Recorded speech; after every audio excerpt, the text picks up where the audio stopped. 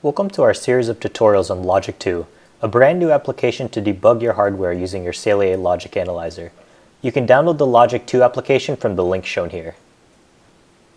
In this tutorial, we'll learn about capturing data. First, let's connect our Logic Analyzer to the PC using its included USB cable. For this tutorial, we'll also connect channel 0 to a 5V square wave. Now let's head to the Capture Settings panel. We'll configure channel 0 for digital data capture. For future reference, you can also enable other channels for data collection here. The sampling rate, which is displayed in samples per second, determines the speed at which the Logic Analyzer will record data. In this example, we'll use a sampling rate of 500 megasamples per second, or in other words, 500 million samples per second. Please note that in cases where USB bandwidth availability may be limited, such as when other high-speed USB devices are also connected to your computer, you may want to decrease the sampling rate. The drop-down box to the right allows you to select the voltage range of the incoming signal. Specifically, this setting will adjust the digital voltage threshold of the Logic Analyzer. For example, the 1.2 volt setting allows you to measure 1.2 volt signals by setting the digital threshold to half that value, or in other words, 0.6 volts. Similarly, 1.8 and 3.3 volts will set the threshold to 0.9 and 1.65 volts respectively. In this example, we'll be measuring a 0 to 5 volt square wave, so let's select the 3.3 plus volts option. Let's also set up the software to take an analog capture of channel 0.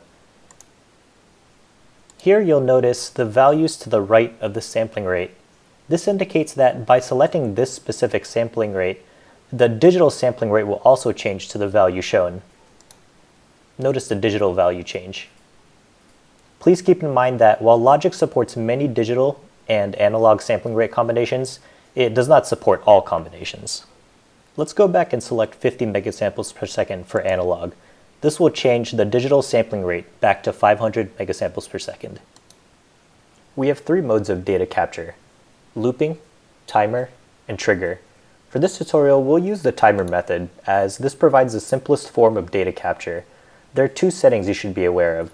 The stop recording after setting will set the duration of the capture. We'll set that to 2 seconds. The memory buffer setting will set the maximum RAM you would like to allocate for holding the recorded data. For our PC, we have about 4 gigabytes of available RAM. We'll set this to 1 gigabyte, as this amount should be more than enough to hold our 2-second long capture. Now let's start our capture. Once the capture is completed, we can navigate the capture by using our mouse scroll wheel to zoom in and out, and by dragging with your left mouse button to pan the data. As an alternative, you can also use the up and down arrow keys and the left and right arrow keys to zoom and pan respectively. For more ways to interact with your captured data, you can also open our keyboard shortcuts window, as this will show you several more interaction capabilities of our software. Now that we've finished our capture, we'll show you two ways to save your data. First, if you want to keep your recorded data and you plan on taking a new data capture, you'll want to create a new capture session by clicking on the plus icon at the bottom. This will allow you to start a new capture while keeping your previously recorded data.